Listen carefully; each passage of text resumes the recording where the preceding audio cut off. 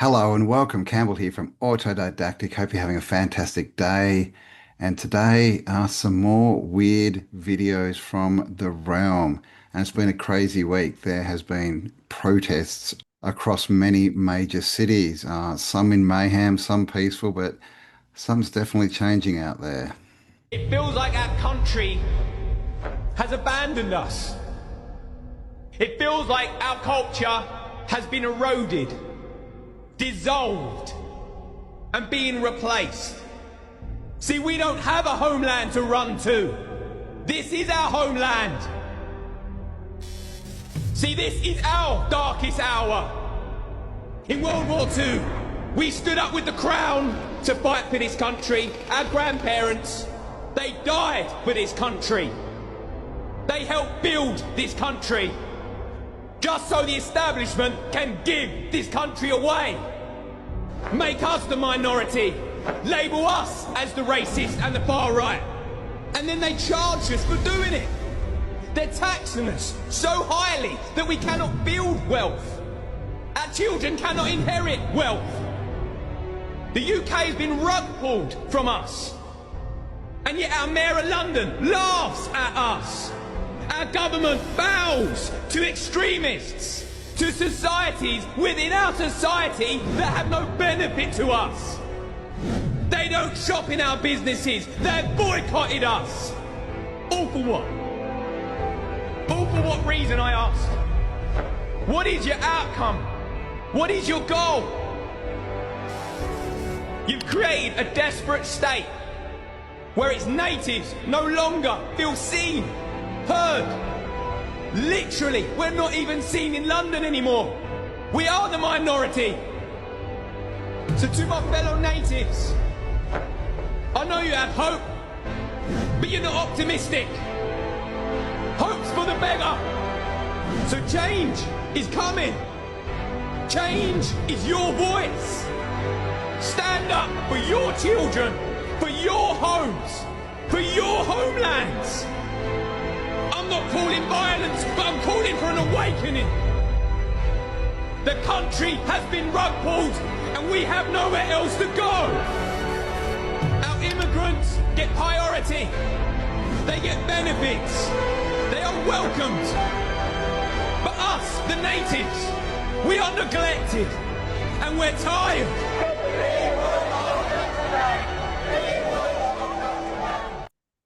Yes, and that's obviously what all the protests have been about, right? The against mass migration. I think I can say that. And, give me your thoughts. What do you think about all this? Because, that's obviously from England, and he's correct. That's their country. They've got nowhere else to go to. And this is happening all throughout Europe. France is obviously exploding at the moment.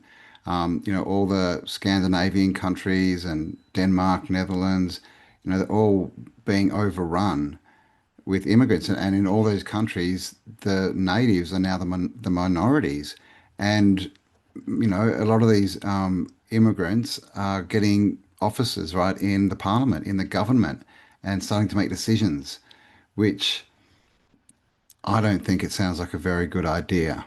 But please let me know your thoughts on it. Nepal's capital Kathmandu descended into chaos this week, leaving government offices and parts of the historic Singha Durbar Palace on fire. The unrest comes after Prime Minister KP Sharma Oli resigned on Tuesday, bowing to weeks of anti-government demonstrations which have been dubbed the Gen Z protests.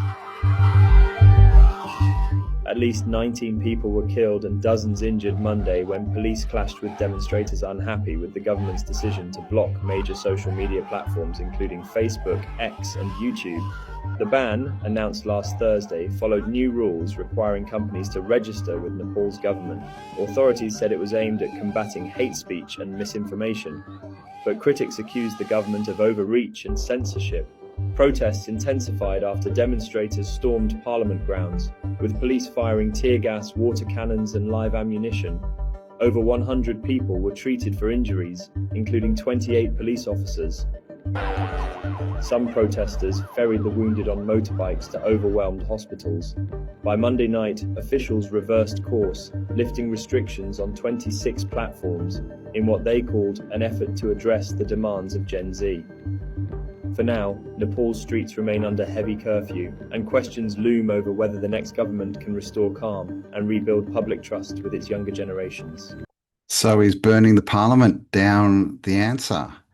I actually watched a long sort of half an hour clip of someone who was in the Nepal riots or the protests. And they were pretty peaceful people, right? But they got into the parliament so easily and they had no resistance. There was no police, no army, and they basically walked in and just burnt the parliament down.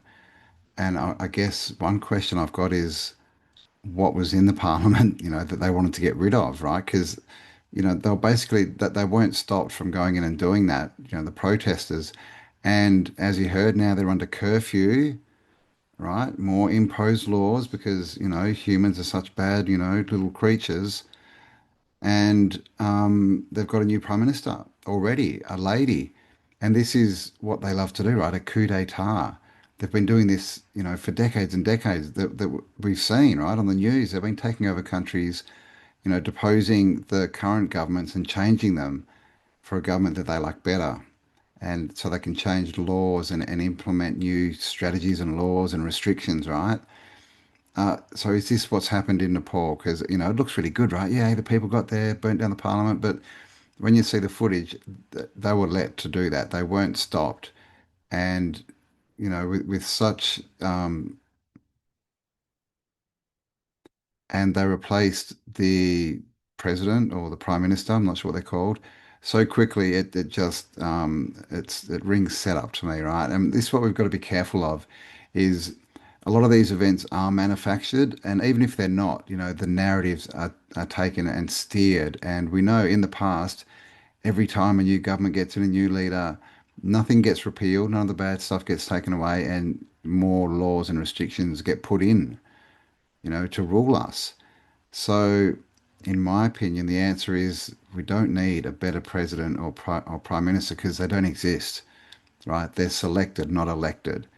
So I think the whole system, the whole governmental system needs to fall. It's the parasite. It's the thing restricting us and holding us in a scarcity economy, right? Where we don't have enough, but clearly there's enough for everyone on the earth. But please tell me, what do you think? What are your thoughts on this whole thing and everything that's going on? Because it looks like the same thing's going on in France. I've watched a lot of that stuff as well, and you don't see a French flag. You see all these other flags, like Antifa and fascism flags and flags from Islamic countries, things like this, but no French flags. And, it's getting sort of quite violent over there in France with all their protesting. So it looks like it's full of ring-ins, right? Actors, paid actors, agent provocateurs to stir all this stuff up and probably so they can do a regime change, right? Get someone else in who's always worse, and that'll quieten the people down for a while. So, I think it's good that people are waking up. I'd hope that we just don't fall for this government can help you line ever again. The digital ID thing is really worrying to me. I've spoken to a couple of people who are my age about it, and they say, yeah, but I don't care, I've got nothing to hide. That's not a fucking reason. People don't understand how powerful data is. Are you wearing a Whoop? I ain't wearing a Whoop, yeah. Yeah. So let's say, right? Yeah. That tracks your heart rate. There's Yep. actually really powerful software in there that can track heaps of different things, your sleep. Yeah. And then the insurance company comes along and says, oh, you've been identified in a category that might be at risk of heart rate, your insurance premium's going up. Yeah. Or we see that you drive angry home from work, your heart rate's tense, your car insurance is going to go up. fuck. This is what people don't understand, how powerful this data actually is. Imagine the guys who are sitting in a room every day trying to squeeze as much power out of this data as they can. Yep. Digital ID is the last straw. Yeah, digital ID, right? This is what they're pushing all around the world. That's what the protests were in Nepal. That's what they tell us.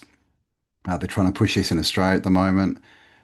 Basically, you need to show proof of ID to get on social media sites. Of course, they never do it for all the other sites that kids can access, right? Like the prawn sites and all that kind of stuff. Though you can still get in them. It's just the social media stuff, and it's the old social media, right? Like that we use, like Facebook and Instagram. None of the kids use this stuff. They're talking in games, and they've got other platforms, so it's not even going to affect them. But digital ID, this is coming in. And this is, of course, you know, talking about Nepal, this could be, it was all the protests were over digital ID, and this is essentially what they want to bring in everywhere. We know this, right? So, what are your plans? Will you stay on social media if you have to prove your ID? What will you do? Let me know. I'd really like to know. Looking for options.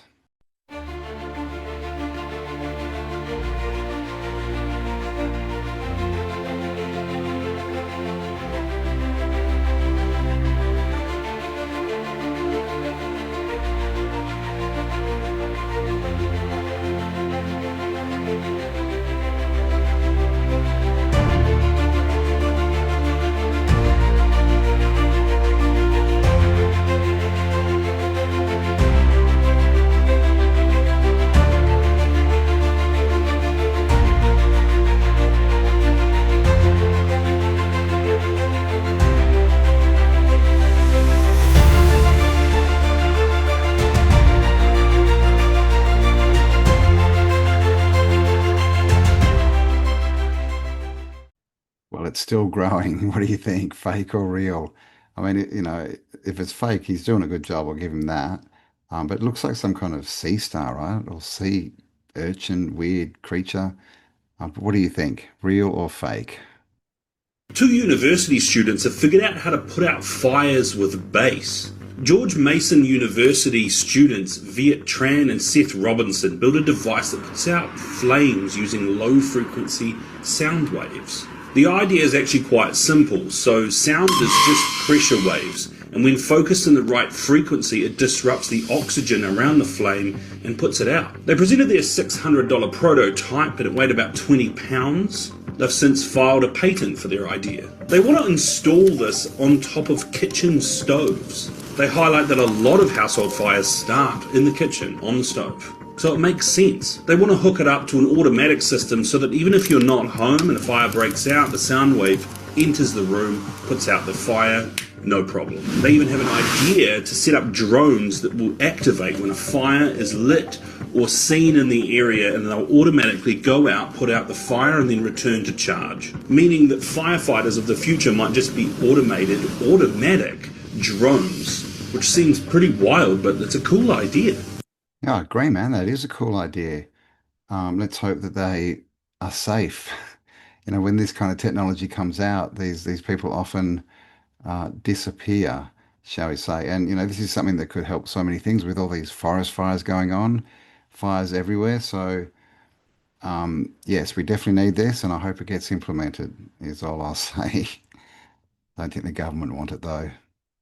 Watch this. Evolution is based on four major ideas. None of them have ever been observed. Number one, that life comes from non-life. We have not one single example of life coming from non-life. Number two, that all the life forms that we have today came from single-cell life forms. Many people do not know that while we do have single-cell life forms that we call bacteria, we have no two-celled life forms, we don't have three-cell life forms, we don't have four-cell life forms, we don't even have five-cell life forms. That is, we go from single-cell bacteria to complex life forms. So there's no evidence that all life comes from single-cell life forms. The third postulate of evolution is that time and chance drive evolution forward, of course, and time works against evolution. The chance of one simple 100-unit protein coming together by accident this is a very big number. Time and chance make evolution absolutely impossible. The fourth postulate that evolution is based on is that what we see today, minor genetic variation in species, is evidence of macroevolution. So because cats are different colors, dogs are different sizes, that means that fish turned into cows. And of course, we know that that's not true because Mendel proved that all the genes that exist today, you can shuffle them around, but there are no new genes that were created. Interesting, right? Macroevolution versus microevolution. Macro is, like you said, animals having different colored, fur, right, or feathers or whatever it might be. Newfoundland dogs have webbed feet. There's these little adaptations, but they're at the macro level, the big level. They're not changes in the DNA, right, or the cell structure that are changing these animals into other species. But what do you think? Are you on board with evolution, or are you more creationist? Let me know. What if I told you insane was working 50 hours a week in some office for 50 years, at the end of which they tell you to piss off? ending up some retirement village, hoping to die before suffering the indignity of trying to make it to the toilet on time. Wouldn't you consider that to be insane? Yes, I would. Definitely. Jobs are a scam, guys. Confidence boost for the day. What's good, guys and goddesses? When you grand rise every day, grand rise like you know you're a god, a king, a queen, a goddess. Move and speaking power. Move and speaking confidence. Like you already got the job. You already got that new car. You already got that new house. You already got all of the abundance, the success. All of it. You got your dream right now. Your dream, and you're living your dream life as you speak. Don't stop feeling it. That is the key to this whole manifestation and the law of attraction. You stay in that mind state and that feeling of already having it. No matter how long it takes you to see it and achieve it. That's the secret. And that's the trick. Some people give up on it too soon before they reach it. They be right there about to make a breakthrough and they just give up. They let it go. And the universe was like, man, you almost had it. So keep going. Don't give up and follow like a shit for more peace, guys and goddesses. Good advice, right? Don't give up. Keep going. Live as if you've already got it. Fake it till you make it, as they say. But it's so true. Like, we've got to change the way we see ourselves, right? Our self-image inside of our mind. Because whatever we see ourselves as, we're going to project out. So, if you're walking around, telling yourself I'm shy or I'm whatever, right? I can't do this, I can't do that. They're better than me, then that's how you're going to act and that's how people are going to see you. But you can change the script just by changing your thoughts. And you can literally become anything or anyone you want to. You can change. I think Jim Rohn said it right. You can move. You're not a tree.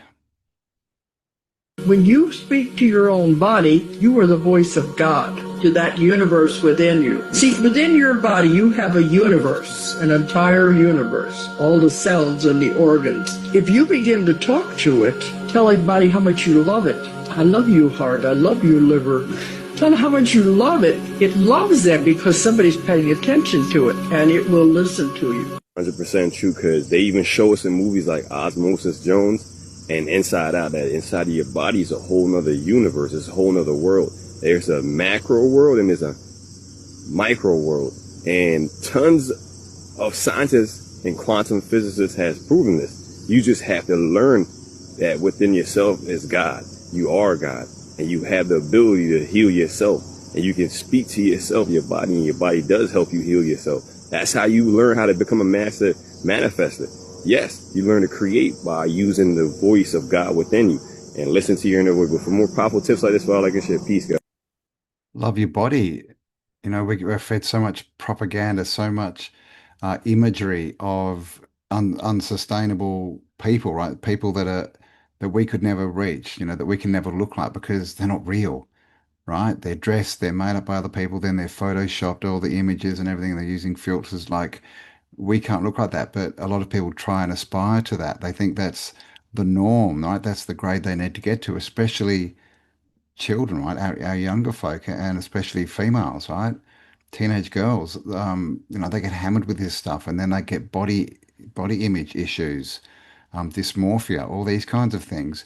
And it basically comes from the fact they don't love themselves and their bodies because they can never attain this unrealistic, body shape, body look that is thrown out to them on social media. So, basically, don't take it, when you walk down the street, you notice everyone's just normal. Everyone looks different. We've got big, small, funny shapes, whatever, all this stuff.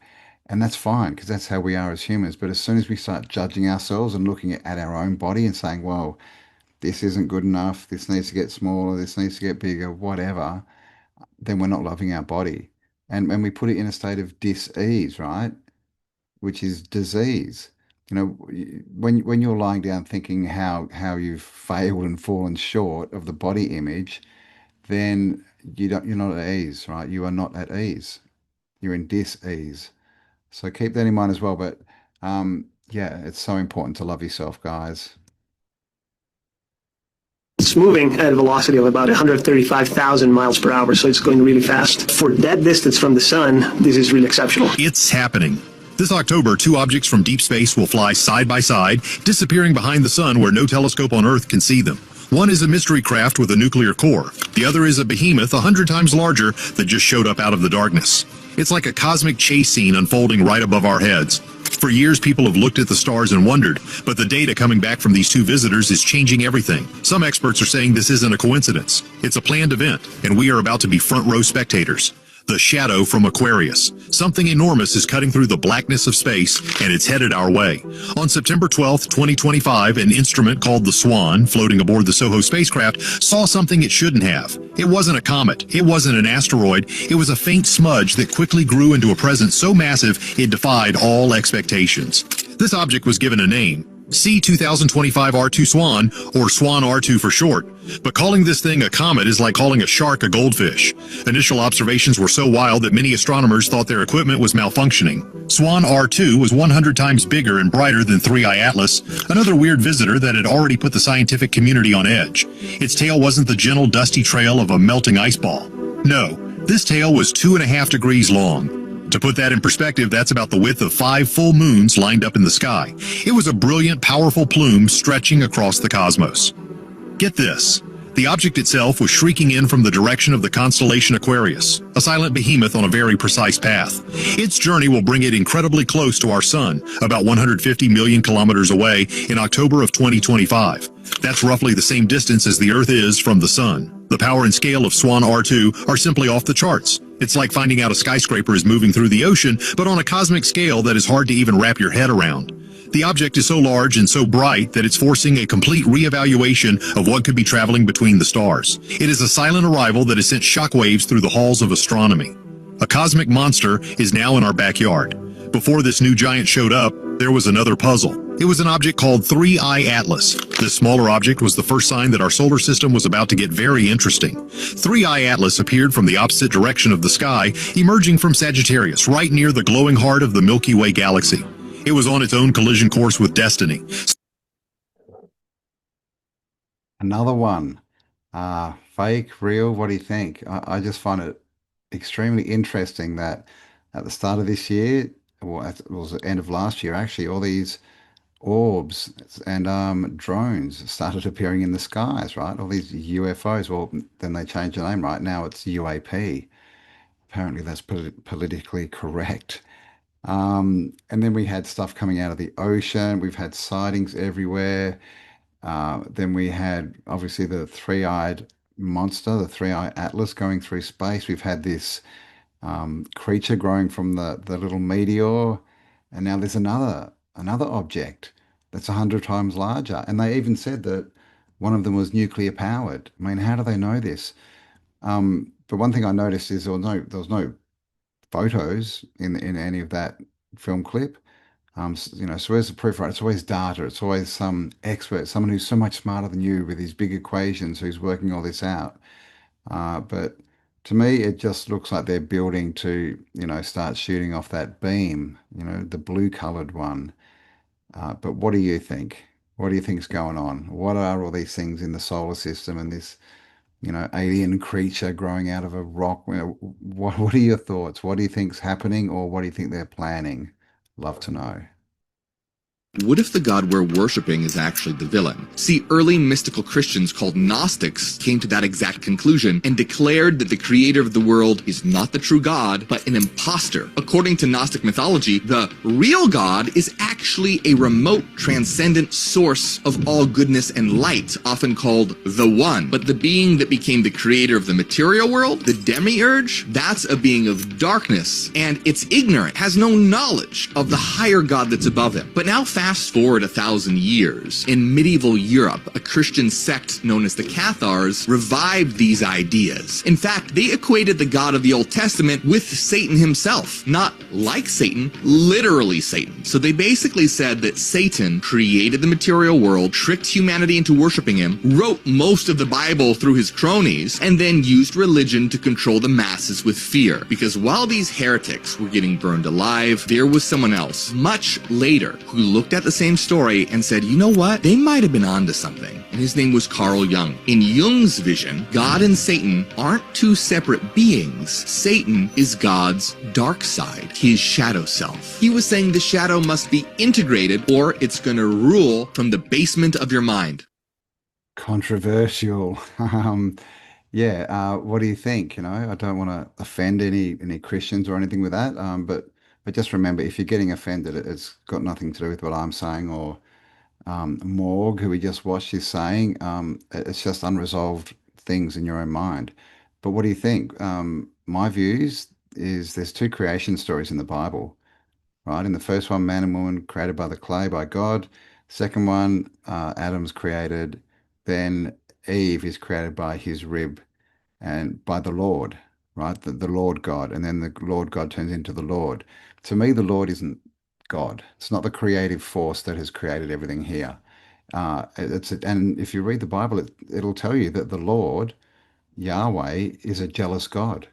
And it tells you, right? He asked Abraham to sacrifice his son. He went and destroyed all these cities and killed all these peoples and animals. And then you can look into the whole sacrifice stuff. It's not a nice story. It's not a loving God.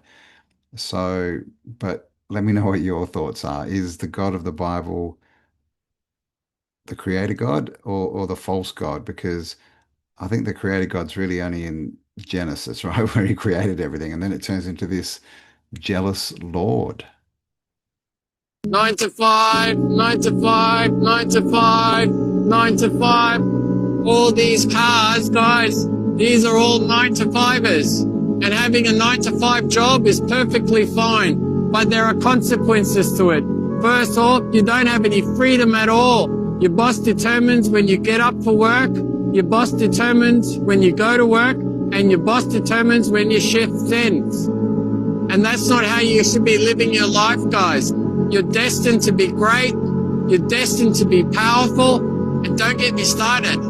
The fact that your boss has to pay your wage for you to be happy for a little while, and then you realize 90% of that wage is going to necessities, bills, gas, food, rent. And guys, I'm not even fucking around. I know a guy's worked for 30 fucking years, got sick for 2 weeks, and lost his job. That just shows you that your boss doesn't give a fuck about you. So wake the fuck up and lock in. The old 9 to 5. Have you still got one? It's been quite a few years, 5 years, since I've had a 9 to 5 or a boss or an alarm clock to wake up to or any of that kind of stuff. And I can definitely tell you it's definitely better on the other side. You know, he's right. You are powerful, you are great, and you've got much more to do down here, much more to give than going to a 9 to 5, you know, for 40 years, right? You know, it's what's that line? You work 40 years, 40 weeks. What's that line? You work 40 hours a week for 40 years of your life just to retire on 40% of what you used to earn. It's true, right? The whole job thing is a scam, and you know, it looks like the system's collapsing. So, and we've got AI as well. So, how long are these jobs going to be around? I mean, my advice would be to start getting a side hustle going, start moving towards what you are good at and what you want to do, because you can actually support yourself doing that. You can be very successful doing that. You don't need a job. And as he said, you know, you end up paying 80, 90% of your wage to necessities, right? And this is the thing, people buy a house and then they buy a car just so that they can live close enough and drive to work. And that's most of their outgoings go back to pay for the house and the car, right? So it's actually costs you money to have a job. But anyway, what do you think? Please let me know below. Have you already escaped, or what are your plans on getting out of the system? And thanks for joining me. I hope you enjoyed that one. Please give me a like, subscribe if you like this kind of content, share it around, all that kind of good stuff. And have an amazing day.